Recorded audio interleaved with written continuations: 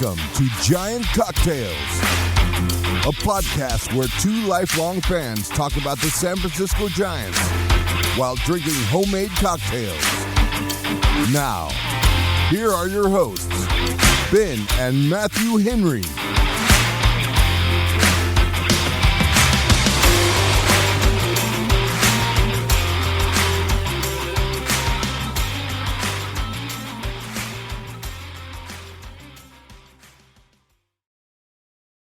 Welcome back to Giant Cocktails. I am your host, Ben Henry, alongside my brother, the nonplussed Matthew Henry. How you doing, Matthew? I don't even know how I'm doing. That's 10 you're games into nonplussed. the season, and I don't even know how to like. If I didn't have a podcast to express my feelings, it would be okay. But I do, and I don't know what to say, and this is going to be a difficult show for me. I'm just going to put that out there right now. Right. Typical Gen Xer male. Just, if you didn't have to talk to other people, then you would never have to talk about or think about your feelings. Correct. But because you have a podcast whose half of your listeners are, half of our listeners are practically Gen Z, Matthew.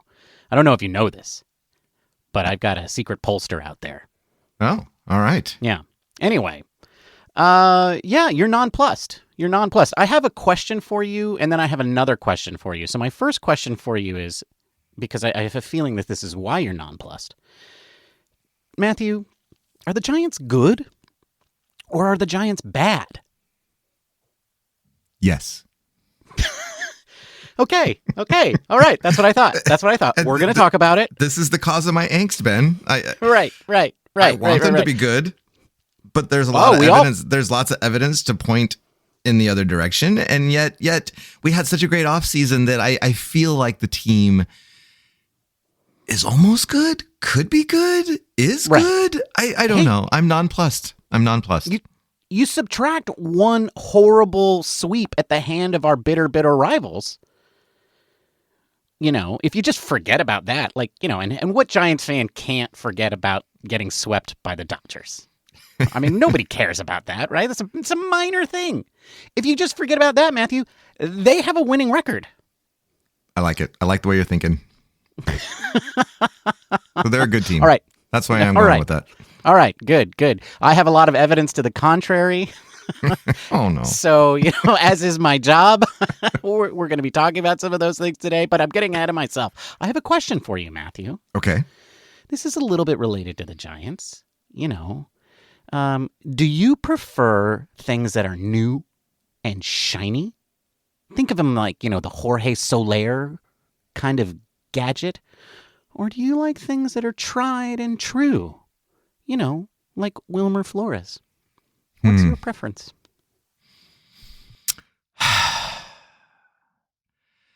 Part of me, I don't like to take risks. So the tried and true is important to me. Yeah. But I really do like shiny new things.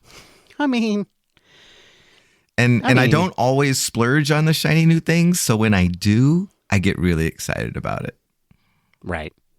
Kind of like the Giants. Right. Yeah. Well, you know what, Matthew? I am definitely a guy who likes the new and shiny.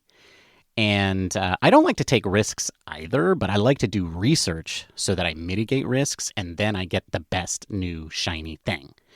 But I will say this, Wilmer needs to be in the lineup.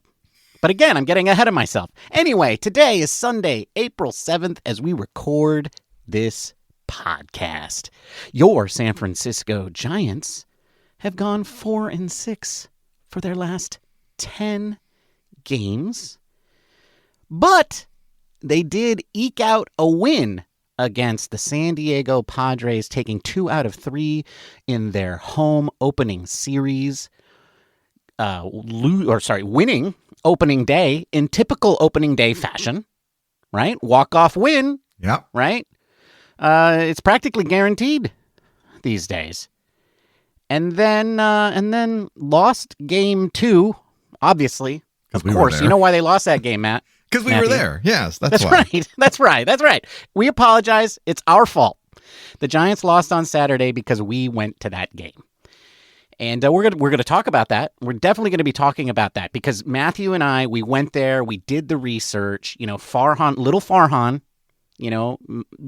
Farhan that won the 200-meter race. I'm not talking about the little Farhan that was playing with rockets that broke Mrs. Smith's window. He did enough, Matthew, right? He did enough during the offseason to make an exciting roster that made me feel like I should go early, right? And then they also tricked me, right? I mean, they tricked me. They tricked me into going because they brought out Camilo Doval's bobblehead. And you know what, Matthew? It occurs to me, they know that Camilo is my favorite player. They know it because I've said it on this show many times. And they're like, let's just drop his bobblehead on game 2. Now I guess he's got to go. And they were right. I fell for it. I totally fell for it. You did. I did. So I got my Camilo bobblehead yesterday. We're going to talk all about the fan experience. What's good? What's not? Have they done enough to make it fun there beyond the product that they put on the field?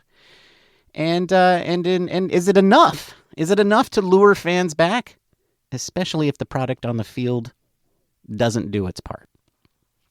And then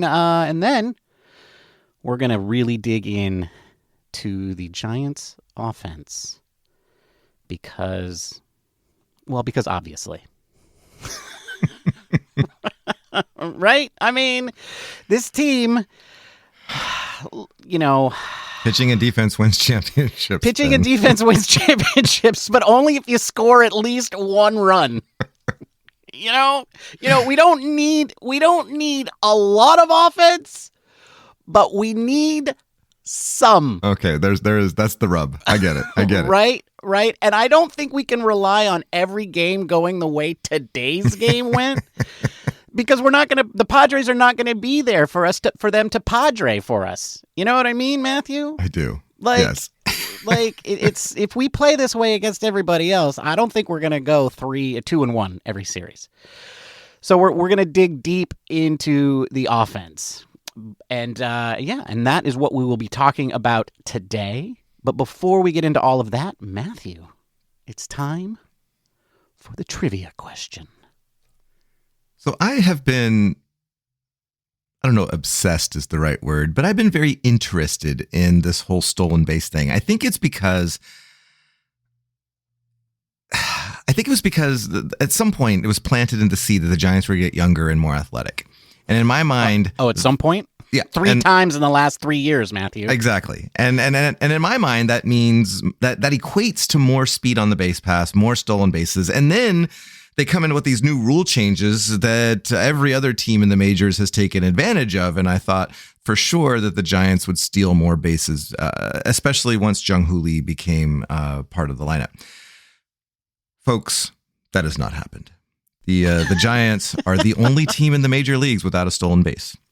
That's right. And so I started looking and I thought, well, does it equate to success? Do you have to steal a lot of bases to be successful? So I went back and looked at our World Series years, and it was a mixed bag. But the trivia question is born out of that curiosity. So today's question is, in 2012, the Giants were 3rd in the National League in stolen bases with 118.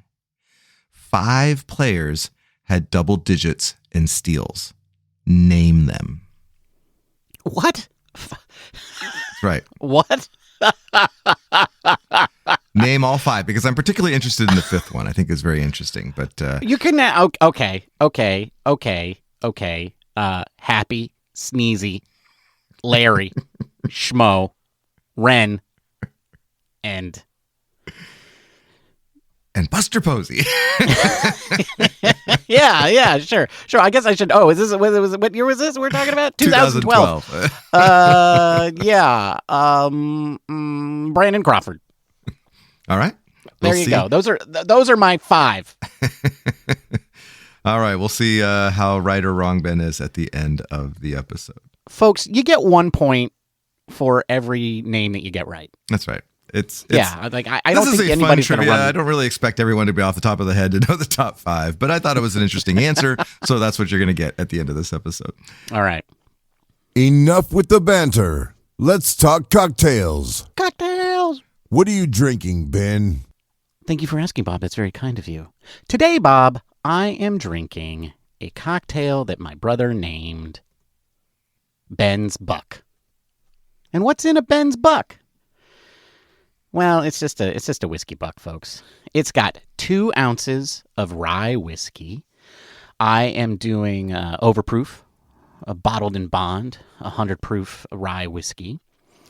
And instead of just putting in regular old ginger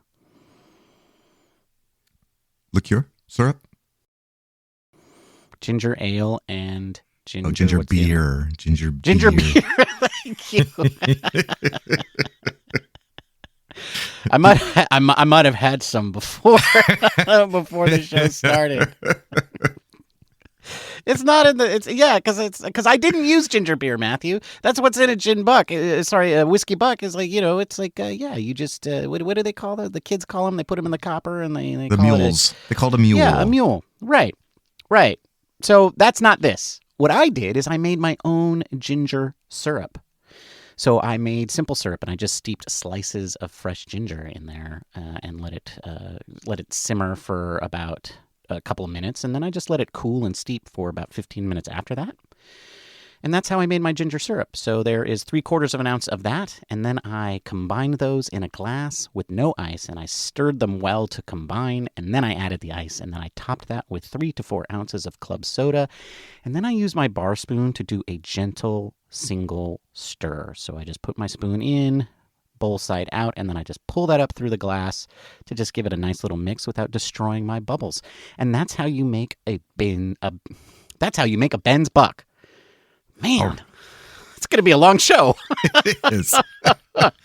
It was a high proof whiskey, wasn't it? That's right. It is. Anyway, that's what I'm drinking, Bob. Please save me. That's a tasty cocktail. And a strong one, apparently. Indeed. What are you drinking, Matthew? Bob, it is my mission in life to make sure everybody knows how to make a proper daiquiri. Okay. First of all, a daiquiri is not a blended drink. Okay. So when you tell somebody that you like a daiquiri and they say, oh, we don't do blended drinks here, that's when you know that you should probably order something else. But if you would like to make one, here's what I'm doing today. I'm doing a cinnamon daiquiri. What's in it? It has 2 ounces of white rum, 3/4 ounces of cinnamon syrup, and 3/4 ounces of lime juice. That's it. You put them all into a cocktail shaker with ice, give it a good shake for 10 to 12 seconds, double strain it into a coupe glass, garnish it with a lime wheel, and you've got a nice, refreshing, sweet and tart drink that is good any time of year. So that's what I'm drinking, Bob. The cinnamon daiquiri. That's a tasty cocktail. It really is. And, you could do lots of variations with the syrup, but it's still a daiquiri. All right. Still a daiquiri. So, but talk about variations, Ben. Yes. We ordered the new cocktail at Oracle Park on Saturday, right, and we got some variations of that drink, didn't we? We did. We did get some variations. So I thought the first thing that we could talk about today, Matthew, is the fan experience. As I mentioned at the top of the show, you and I went to opening night, the second game of the season, Camilo Doval's bobblehead night, and we got there really early so that we could secure our bobbleheads. You made a faux pas. I did. I panicked. Our plan was to meet inside, and we were both going to get our Camilo bobbleheads and go in. I got there at 4:10, 4:15. Yeah. And there were lines like down past, all the statues. Like I was like, oh my gosh. And so then I thought, I'll go through the team store.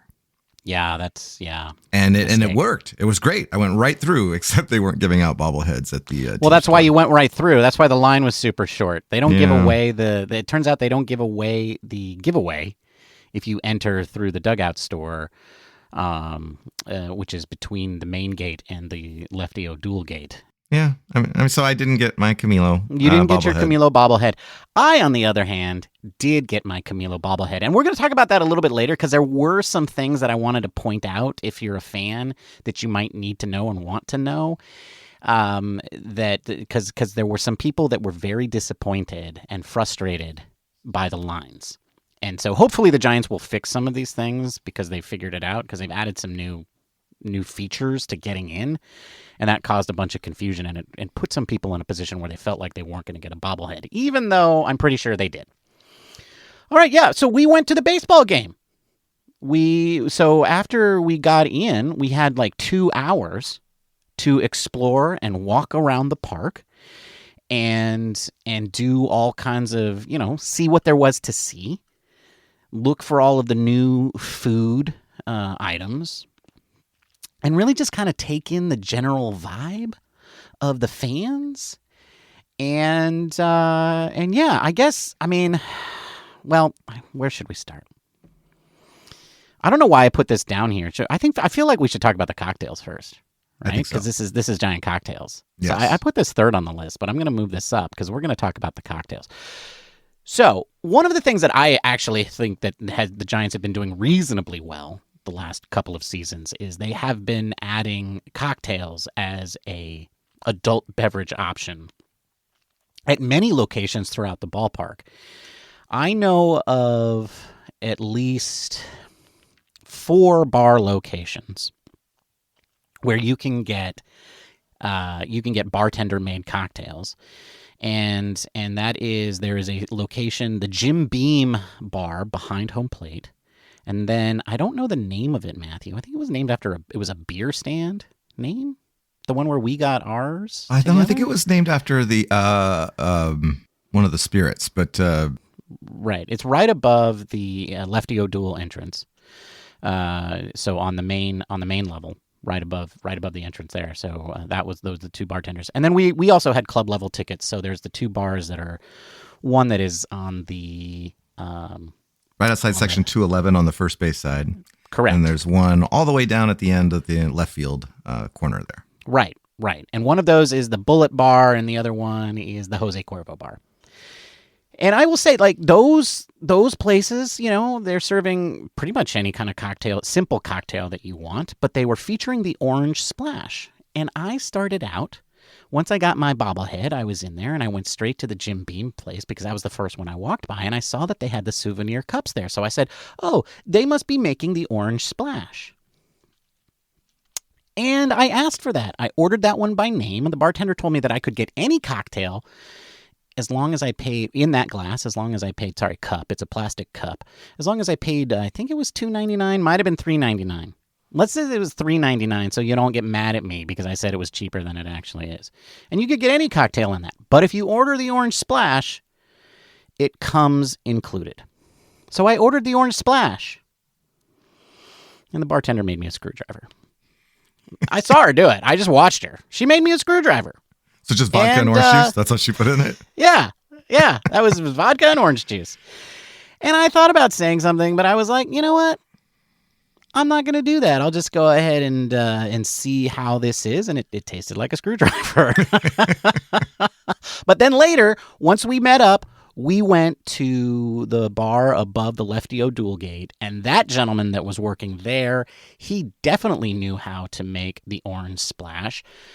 And I think he gave us a nice, generous pour because we were talking a lot of game about cocktails, and he also did not put in the orange, the lemon lime soda, which I think was a good call. I don't know if he forgot or if he was just like, I'm just going to do these guys a favor and not do that, because it was a good call. Yes. So like the Orange Splash was very different than the Orange Splash that I featured on the show because it didn't have the lemon lime soda in it. But it did have the, he added a lime, I don't know, it was like a lime syrup of some sort. Now it came out of a plastic bottle, so, but whatever. Like a lime sour kind of Yeah, thing, he's making cocktails at a ballpark. You can't, you gotta expect to, you gotta be reasonable about where you are. So the bartenders were a mixed bag. it was also kind of hard to find this cocktail. They weren't really featuring it anywhere. Like, it was weird to me that they kind of presented it there with their whole thing of like, this is a new thing we're doing. And then it was just sort of like, it wasn't featured anywhere. Nobody was talking about it. You didn't see it being advertised anywhere. It was just sort of like this mystery cocktail that you had to request. So, folks, we might have been the only ones in the ballpark that were excited. We might have been. We might have been because, like, yeah. So anyway, so that's the cocktail stuff. But then we had food, Matthew. Yeah, and I got to say, I judge my food based on the garlic fries. Right. And the last time I had garlic fries at Oracle, they were a hard, rubbery, cold mess. Yeah, nasty. And it was, they were unedible. I couldn't even eat them. And you can't order them after like the fourth inning because they're just downright awful. Well, the thing was, I've ordered the ones that I got at before the game started, and they were still sitting out like in a warmer bin. I don't know. Anyway, folks, this time around, they were much better. They were good. In fact, it was what garlic fries at the park should be, and I was happy. I was satisfied. Yeah. It seemed to me like they had heard that feedback, and it looked like what they're trying to do now is to make sure that the fries are not floppy, right? That they are crisp. And I think this is probably where some people feel like they were rock hard, because I can see how if these fries maybe sit in a warmer too long, would dry out and get hard.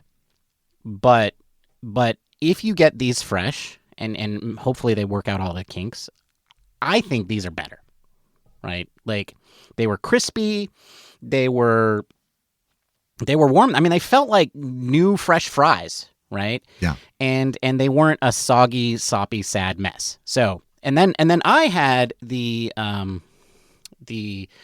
as we were calling it, the f*** you chicken. Oh man, I gotta beat that up. All right. Folks, it's the fuku chicken. It's pronounced fuku. Yeah, we didn't know. Yeah, we knew. I only yelled it loudly in the ballpark once. I will say this, and only a couple people turned their head. Yeah, one of them was a mother with two small children. So. Yeah, fair. And they weren't that small. It was not the first time they'd heard that word. Yeah, that's true. Probably from their mother. What the fuck you doing? You're grounded. Anyway, and they were really good. So So Mark on Twitter wanted to know about the chicken strips and the fries. So tell. So the waffle fries that it came with. I noticed you didn't finish those. That was a personal choice. Like, I thought they were fine. They were fine as far as waffle fries go. I'm not a big waffle fry kind of fan. Like, they were okay. So the waffle fries were soft, because they were larger in size. They looked like, I mean, honestly, they looked like they were cooked there, right? Cut and cooked there, which I don't believe. But they were quite good. They were quite good for waffle fries. But these were not breaded or treated in any way. These were like potatoes that were cut in a waffle shape and then maybe fried in a light oil and then salted. A lot of times you get waffle fries that have sort of crispiness to them. They're double fried kind of thing, yeah. Yeah, okay. This was not that. I thought they were fine. I definitely would need like a ketchup or some sort of sauce with them. I chose not to finish them, but not because they weren't good. But the chicken was quite good. Like, super, I hate this word, moist. Moist. God, I hate that word so much. I get stuck in this loop, and then I just keep saying it over and over again. Next week, our listeners drop by half.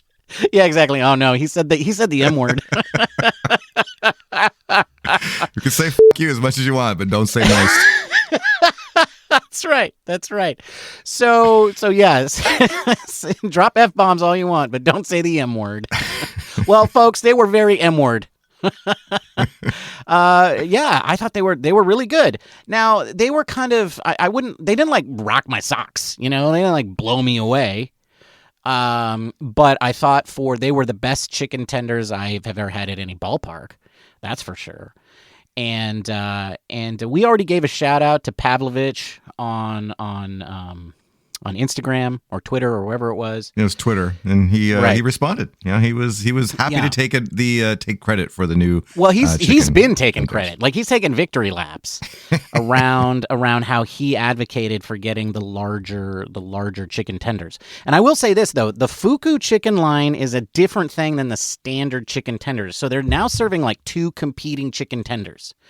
And I did see the regular ballpark ones, and those look gigantic. Those look like there's no way Pavlovich is going to call these too small size. Like, mine were large, but then I saw the regular ones that just come from the regular lines, and they were gigantic. I think you only get like 2 because they were just so huge. There was like no way they could give you more than 2 because you wouldn't have room in on the little, tray. But anyway, the food overall seemed better.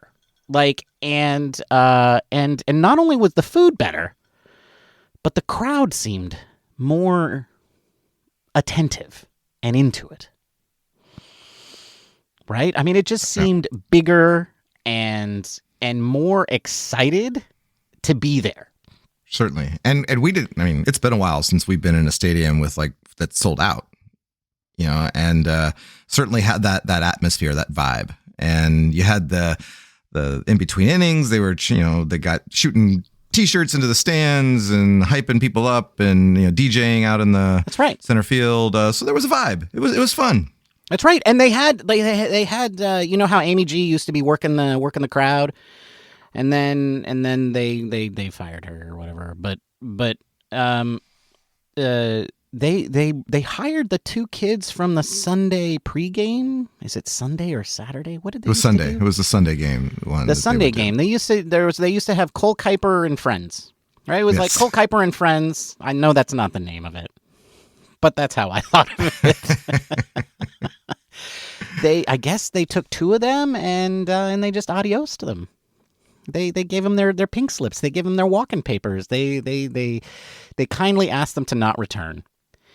And lo and behold, those 2 that suddenly they were hired as they're the hype people now at the Giants game. So I don't know their names, and I'm Ben, and I'm a horrible person, so I can't be bothered to go figure it out. But hey, they were working the crowd and doing that whole crowd thing, and I thought they were doing a great job. And so it's nice to see that like the Giants kind of taking somebody in who had been in like a sort of satellite thing and kind of bringing them back into the fold. And it felt like somebody on the marketing or PR team was like, maybe this is a way that we can get back a 1% of the damage that we did, and probably not even that much when we let Rennell go.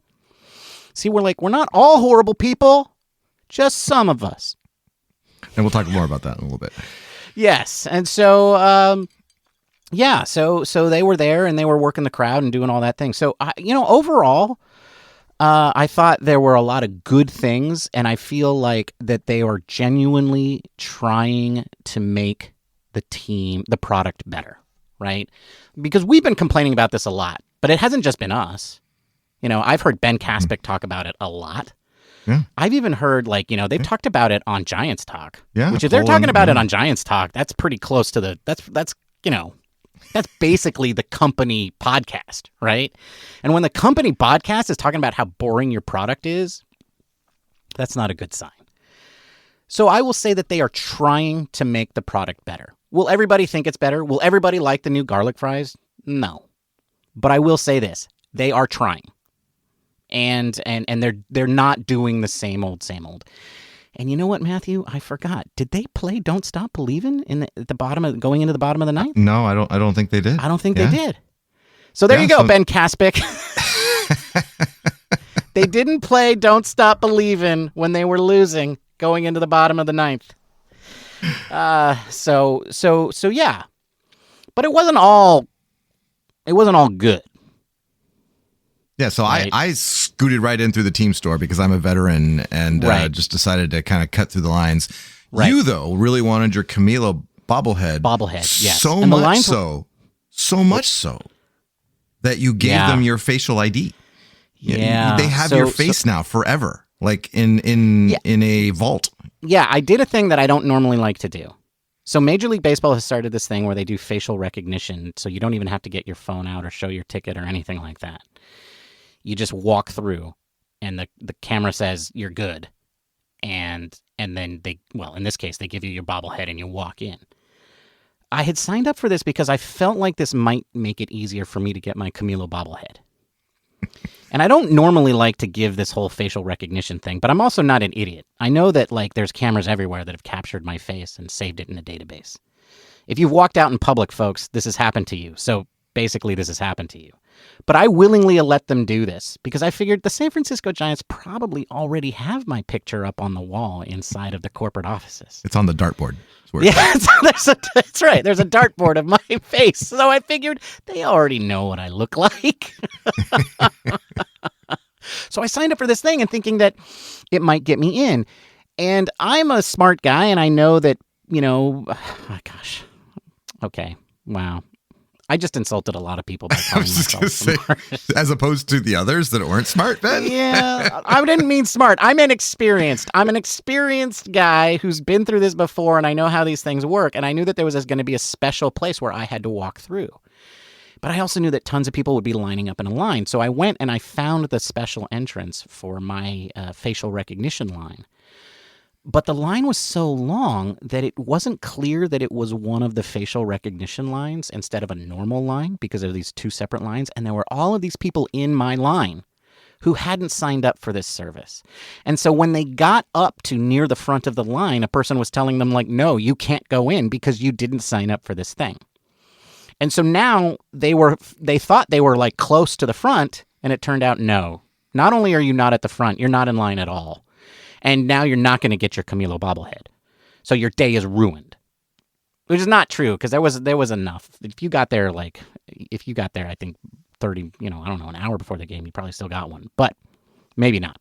But anyway, the lines were not properly, there was still a lot of kinks and things, and it wasn't the greatest setup for that particular scenario to have all of these special lines where you need to be in one and not the other. And I'm sure this was probably true with Clear and all of these other things. They need to do a better job of labeling those things on giveaway days. They didn't have it right today, but I think this is the first time they had this kind of special gate. So I'll cut them a little bit of slack, but they didn't have that right. So if you're going to a special giveaway in the future, be aware that there are special lines that you may not be able to stand in. So just be careful you don't accidentally stand in one of those things. Or do what Ben did and sign up for the facial recognition thing. Give away your identity. Those are the shorter lines, so if you really want that Patrick Bailey bobblehead, like That's we right. all do, then, the facial recognition might be the way to go. That's right. And big tech already knows what you look like. I don't know why you're trying to pretend that they don't. You've taken all these selfies of yourself and posted them on social media. They know. But you're also just walking around in public. They know that too. They got you. Anyway, moving on. Speaking of bobbleheads. Yeah. So bobbleheads are used as a tool to get people to come to a game. They are a very popular incentive that people actually target those days because they collect, or that maybe it's their favorite player like yourself, and they want that particular item. It's telling that they did one on the second home game of the season. Don't you think? It's insane. It's insane to me. Usually opening the second game of the season or the first night game of the season is enough promotion in and of itself to get people to go to the game. Yeah. It's crazy to me that they had a bobblehead on game 2. This to me says that they really, really, really wanted a big crowd. They let opening day speak for itself, but then boom, game 2 is a bobblehead of one of their most popular players. Right? And the other thing I've noticed is that, and they have 2 bobbleheads. Bobbleheads are the big giveaways, and I think they're giving away 4 or 5 bobbleheads this year, which, first of all, is kind of a lot. We have a Patrick Bailey one coming. We have a Lamont Wade Jr. one coming, and then there's also a Willie Mays one. And then I think there's, I don't know what the core 4 thing is going to be, but it's going to be some sort of giveaway, maybe. I'm not sure.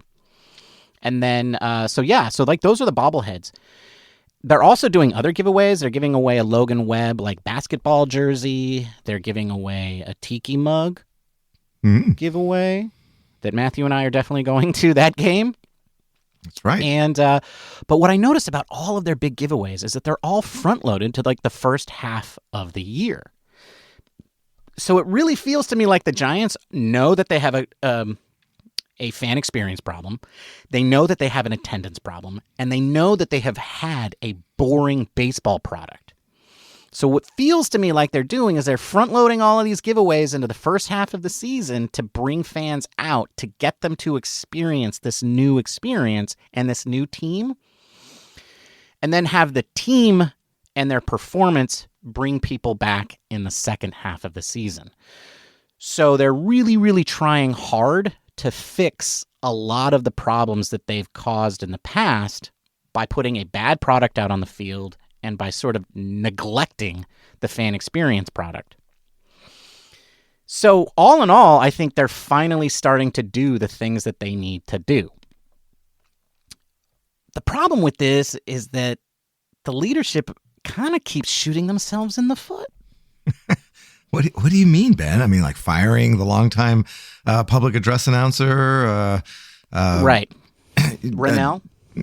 Yes, exactly. Firing Rennell. There are plenty of examples, including the latest.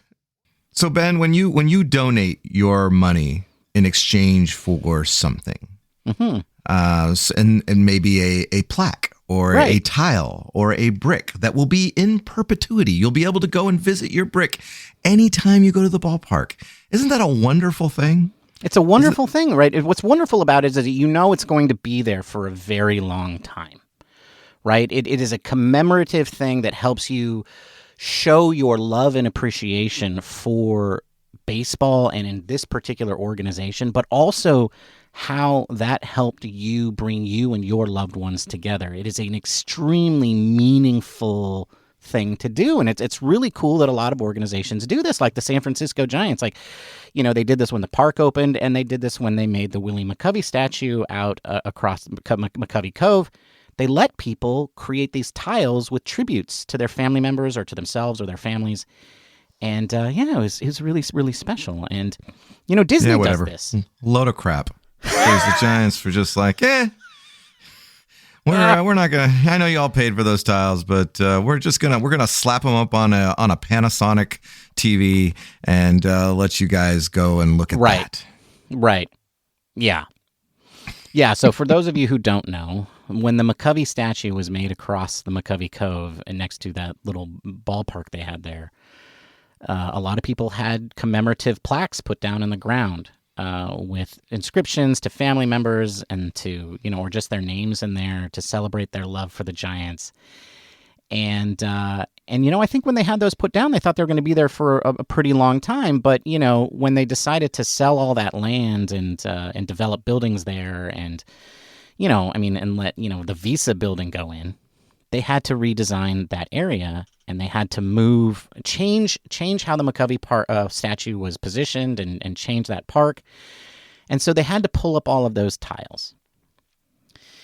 And what they originally were going to do was they were going to destroy the tiles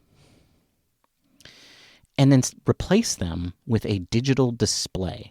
Basically, this was going to be a computer screen where you could type in to see people who had commemorated, who put their plaques up originally. And let's face it, folks, the screen was probably going to be broken most of the time, and nobody would ever use it. And it was extremely disrespectful and just sort of a backhanded treatment of all of these people who'd paid money to have these tributes put out there. And they came out, and it was just... I couldn't believe that they were doing it, Matthew. Like, I couldn't believe that they were doing this. Like, because, it's just so unempathetic, right? Here's an organization that understands, okay, look, we have a bad product. We have to bring people back to the park. The analytics are telling us to do all of these things, and we have to make all of these changes. But at the same time, the same organization is making decisions like that, which tells me the changes that they're doing for the fans are just driven off of analytics. Like, they have almost no empathy for human beings who love their team so much, they're going to give them money to put their name somewhere close to it. Yeah. Right? Like, how many corporations have that? Yeah. It's just, it's mind-boggling to me that they could be so out of touch and so insensitive. And it's almost inhuman. Yeah. It's robotic. It's whatever. It's just, yeah. And I know, I work for a nonprofit, and we actually do things similar when we're trying to build things and all that. We, have tiles and all that. And I've actually had to be in a similar situation where we were making a renovation, and we had to decide what to do with them. And you know what we did? We took them all down and we put them all back up, because that's the right thing to do. And it's not hard. It's not a hard decision to make when you know that people did that for you out of the goodness of their hearts. And instead, these people who are running the Giants now just don't get it, and they don't understand. And that's not the way the Giants used to be. And so that's a little bit hard to take now, because it feels like the fans are no longer important. And we're not the focus of this team anymore. And they don't really care of the image or how the fans react. Fire Rennell. Get rid of some tiles. They don't care, and it's hard to swallow. Right. Well, but that's because they're capitalists, and those decisions are usually numerically driven. Right. Okay. Yeah. So they say they save $25,000. Right. Right. But they forget that their business is the entertainment business, right? Like, I mean, it's just like, this is the sort of thing, like I said, Disney does this sort of stuff, right? And I mean, Disney doesn't tear the tiles down. No. Right? You're in the people business, Giants. You're in the people business. Right. And so you're not a baseball team. Your product, your end result is to make people happy and want to keep coming back. And you make decisions like this, and it doesn't they seem like you get that. Right. Treat people like they're humans, just like you. Right. Imagine when you give all of your money to a hospital so they can put your name on a building, how upset you would be if that hospital just said, you know what? It's been 10 years. We're just going to tear this building down and not rename it your name. You would be annoyed. I know you would. Your ego would be bruised. Like, think of it that way. You're not tearing down a tile. You're tearing down a whole wing of a hospital that's named after somebody. I don't know. But anyway, Matthew, that was the fan experience. Yes. Yep. I just want to quickly, before we segue into the next thing, Ben, before we met up, he bought me a hat. And he comes up to me and he shows me this hat. And frankly, it's a little dirty. It wasn't a little dirty. It was a lot dirty. Yeah. It's got like splatters on it. To the point where I thought maybe it was on purpose. Like I thought, is this what the kids are wearing these days? Like bird poop. Yeah. Yeah. I wasn't really sure what it was. It was white splotches all over it. Turns out it was a game-used spring training hat by none other than Rule 5 draftee Blake Sable. And so I just wanted to say thank you to Ben for this wonderful hat.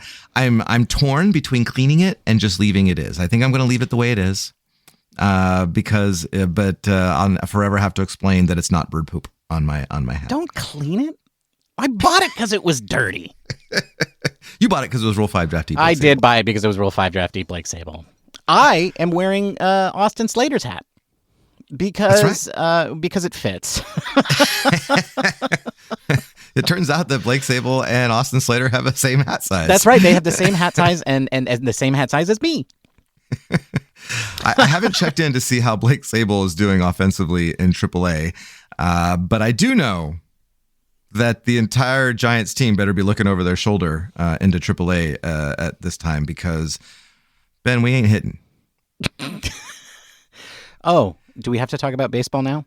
Yeah, I think we do because I was trying to go the whole episode without talking about the how the team is playing, Matthew, because I think we got to get one segment in about baseball. All right.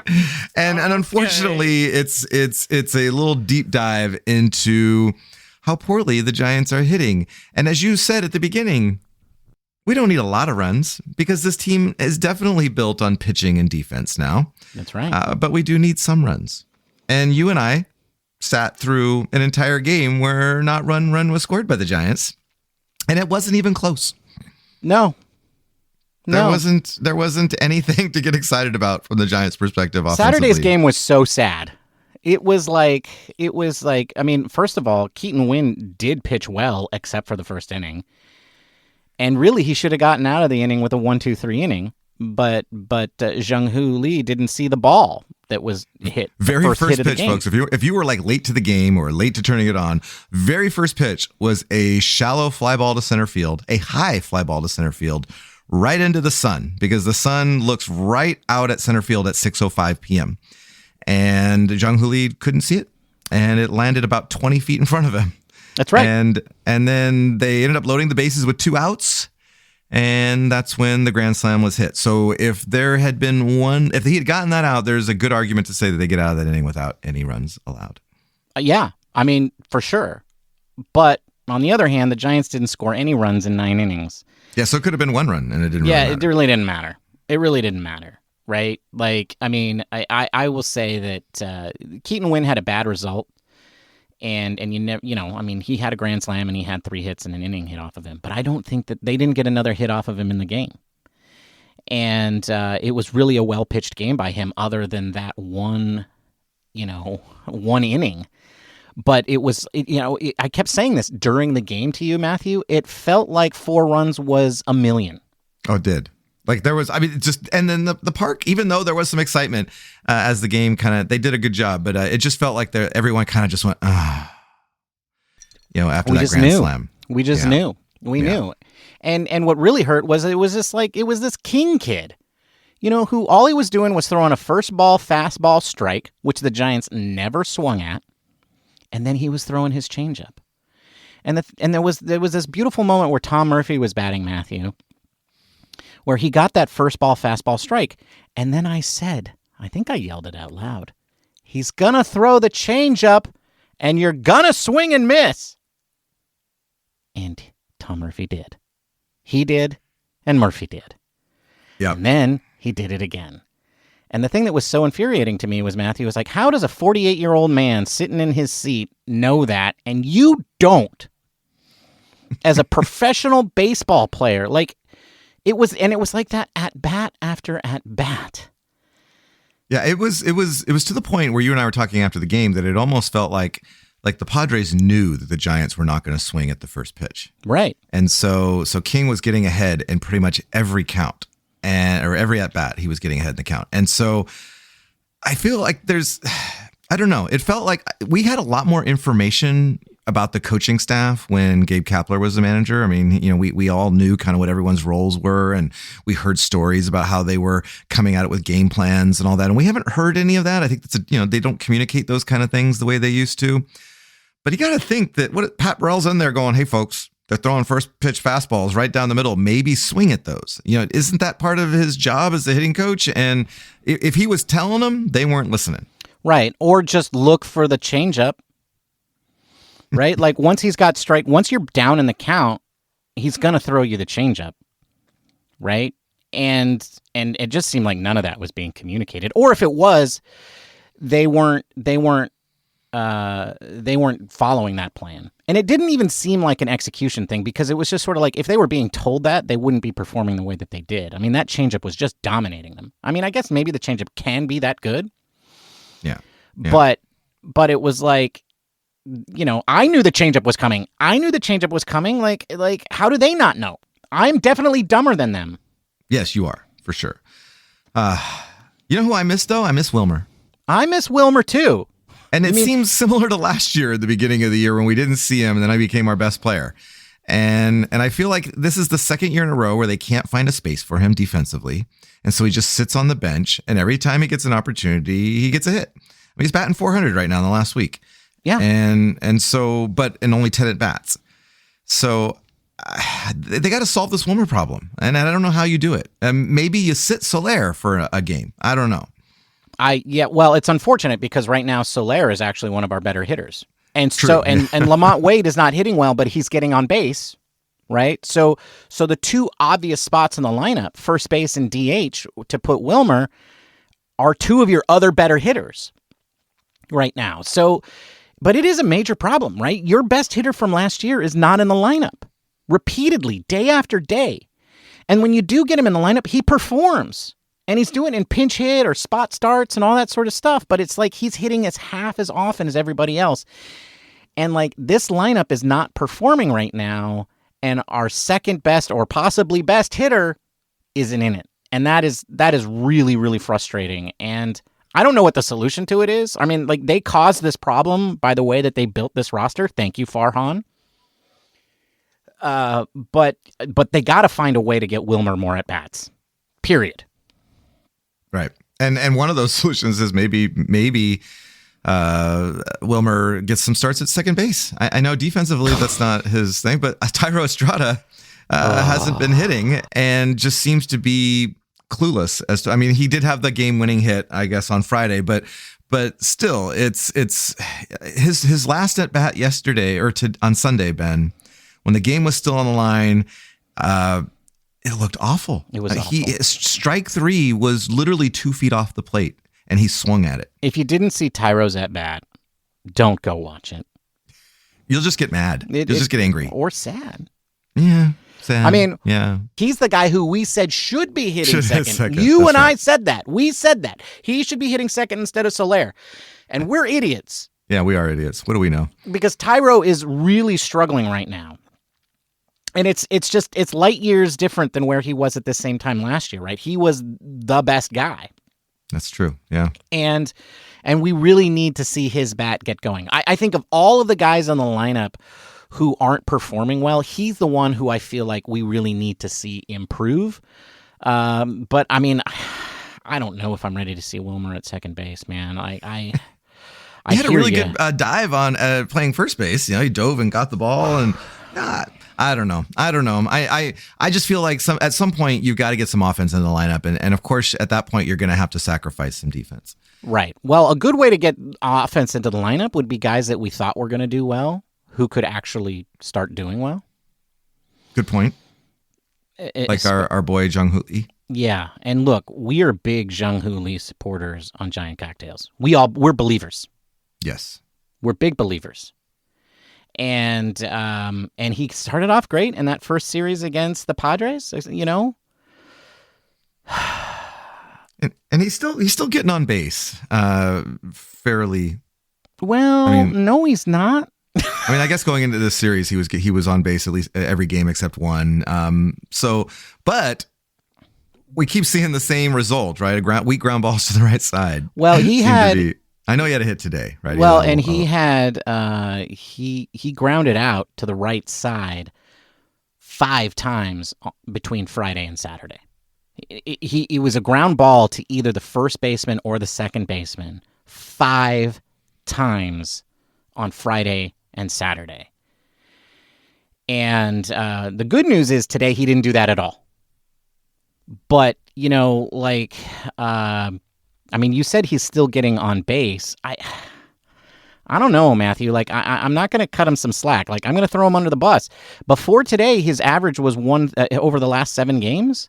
His average is, and that counts not today, his Sunday, his average was 130. His on-base percentage was 259. His slugging percentage was 130. His OPS is 390. Like, there's no defending that. Like, yeah. That's the last, you're right. You know, like Jung-Hoo Lee is not playing well right now. Yeah, there's no sugarcoating it. He's not. Like, and we need him to play better. And certainly over Friday and Saturday, like it was like, is this the same at bat that I just saw? Like, he grounded out when the game that we went to on Saturday, he grounded out to the right side 3 times. And, you know, it looks like today there was a little bit more of a spread, and he didn't ground out to the second baseman or first baseman at all. And he did get a hit and did get on base. So that's great. But we need him to turn things around because he turned in after that first Padres series, he's become a black hole. The one thing that I thought was interesting, though, is that before Friday's game, Jung-Hoo Lee had scored 1 run. And that was when he was getting on base. Right. That 1 run, though, was the result of his solo was his home run. Only solo home run. So out of all the times that he had gotten himself on base, the Giants had driven him in 0 times. So Friday on the big game-winning hit, Thairo Estrada, where he scored from first, that was the only time another Giant has driven him in. Right, and then it happened again today. He got driven in today. So like, it's not just about Jung-Hoo and how he's performing, but it's also what the Giants are doing when he gets on base. And I think a large part of that, certainly in the opening series against the Padres, was Soler. But then it's just been sort of everybody. And it has been a really, really kind of, I don't know. Since the Dodger series, Matthew, this offense has disappeared. And, well, I mean, I don't know. Is that necessarily true? I mean, they scored 4 runs in both of the last 2 losses against the Dodgers. But it's just, it's just been very like unclutch. Yeah. Yeah. And just not enough. Right. And particularly in certain spots of the lineup, our right fielder, for example, is 1 for 23 with 5 walks so far this season. Yeah. You may have heard of him, right? What's his name again? His name is Moston Slastrimsky. That's right. Moston Slastrimsky. Yes. That's our right. right fielder. He's an everyday player. He allegedly can hit both right-handers and left-handers well. He's pretty good defensively.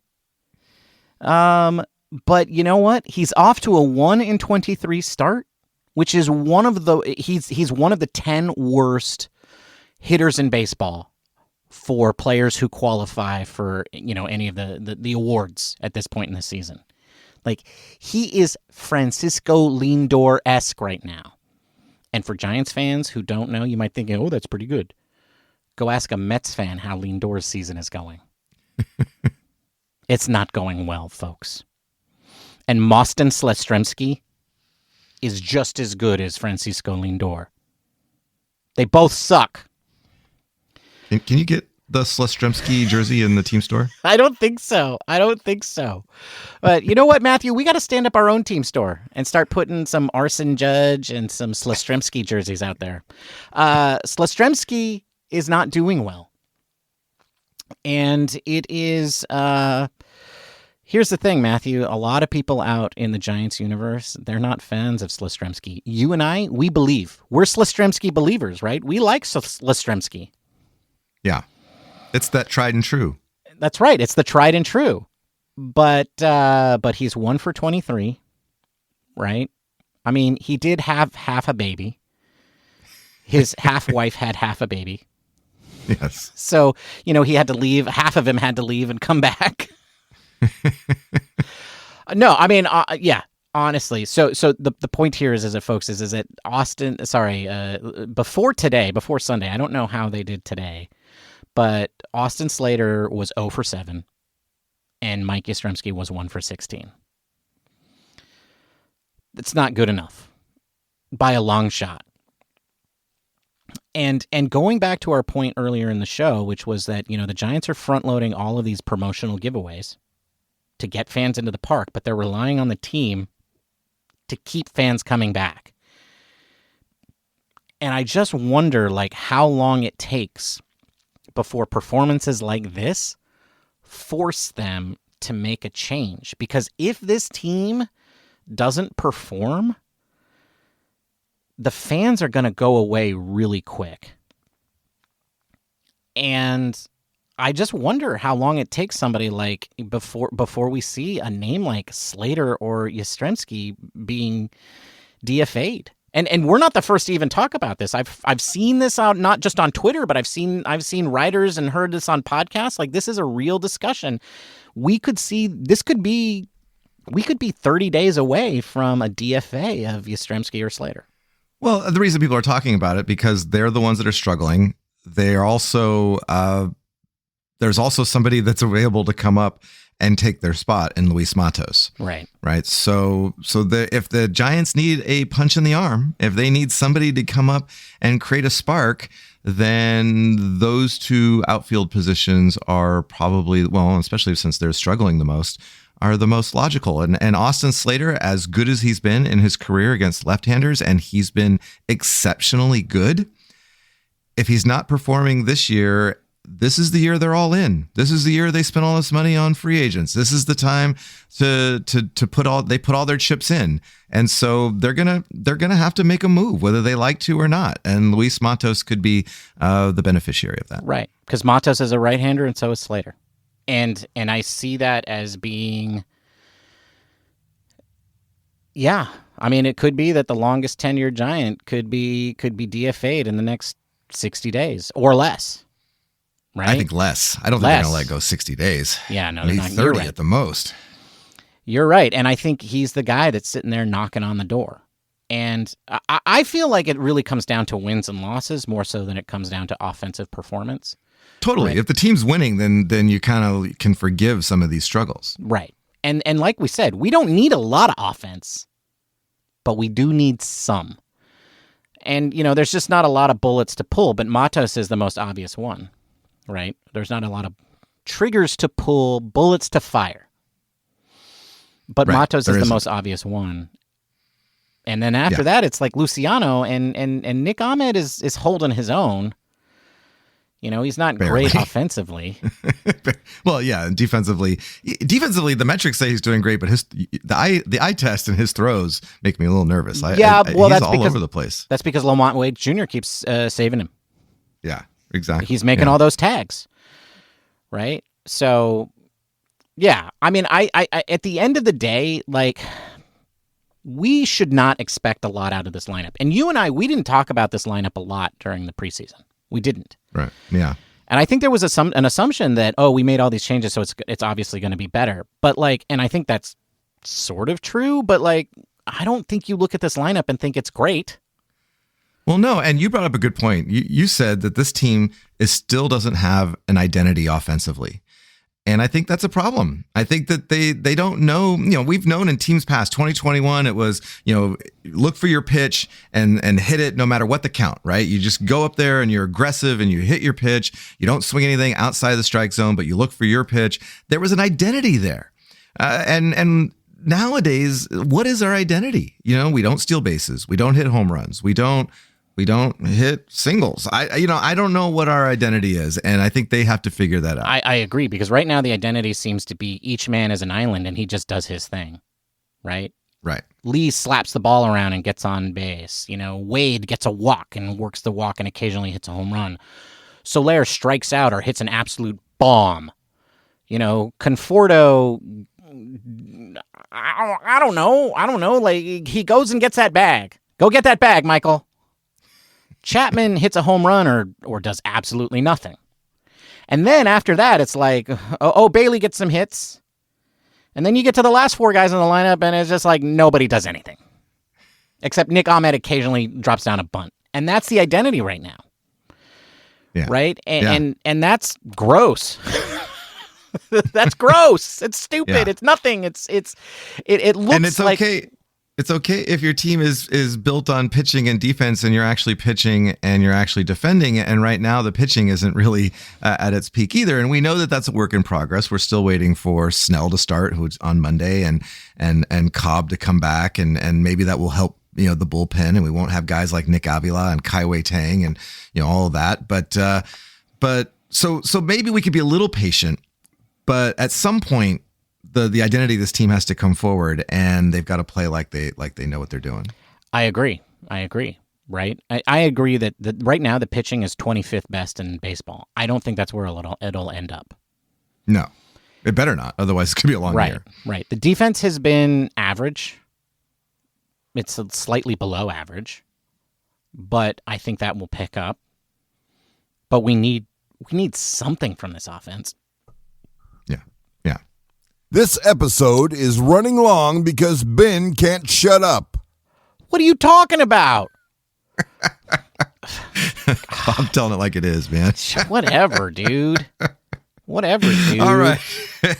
Well, maybe we should get to the trivia question because it is running up. Bob's right. It is running up on the hour here. Do it. So what was today's trivia question? It was in 2012, the Giants were third in the NL on stolen bases with 118. 5 players had double-digit steals. Name as many as you can, Ben. I think I said sleepy and sneezy and dopey breezy and flatulence. Yeah, I don't know. But I did say Buster Posey. No, I said, I don't remember who I said. Oh, I said Brandon Crawford. That's right, you did. Okay, well, so the top 5 in stolen bases were Angel Pagan with 29. Nice. Gregor Blanco with 26. Yes. Ryan Terrio with 13. Oh, yeah. He was on the Remember team. him? Melky Cabrera with 13. Wow, not bad for half a season. That's right. Not bad for half a season, or slightly more than half a season, I guess. But the part that really interested me, and the reason this is a trivia question answer, is because Brandon Belt was number 5 on the team with 12 stolen bases. Chose the wrong Brandon. But Brandon Belt, man, stealing bases. Who would have thought? As it turns out, stolen bases don't necessarily correlate into World Series wins, because then 2 years later, the Giants had half as many stolen bases as they did in 2012. So, but still, we have 0, and we're on pace for 0. So that doesn't bode well. No team that has stolen 0 bases has won the World Series. Right. Okay. Yeah. So we got to steal at least one. At least one. All right. Well, looking ahead, Ben, we got the Nationals on Monday, Tuesday, and Wednesday. And most importantly, the debut of Blake Snell. Right. This is going to solve all our problems. It will. And I think the pitching matchup is pretty impressive. You got Blake Snell, Kyle Harrison, and Hicks all lined up. I'm excited. I think that this gives us a good chance to come in against the struggling Nationals team and do some damage. We better sweep them. Yeah. Anything less than a sweep is unacceptable. I'm just trying to fire the team up, dude. I'm just trying to come on now. So, folks, it's another episode in the books here. Don't forget to follow us on the socials at Giant Cocktails on the platform formerly known as Twitter, and on Instagram and Threads and Mastodon. Don't forget to subscribe if you haven't done so already to the podcast listener of your choice. Now on YouTube, you could hit that little bell and subscribe on YouTube and get us there. Also, give us some good ratings. That would be really nice. If you have anything positive to say, go on to Spotify or Apple Podcast and leave us a 5-star review. It really helps the show. All right. Having said all that, Ben, it was good talking with you. We will see you again on Thursday when we break down the National Series and hopefully talk about all the offense the Giants scored over the last 3 games. Until then, Ben, it's been good chatting with you. Cheers, my friend. Cheers, Matthew. Bye, everybody. Goodbye. Thank you for listening to the Giant Cocktails Podcast. Until next time, bottoms up.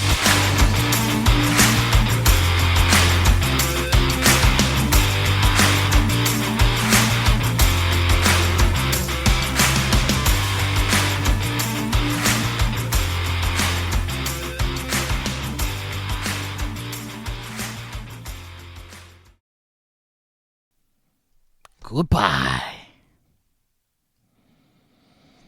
Adios, muchachos y muchachas. I really like my Blake Sable hat. Yeah? I'm going to wear it to bed.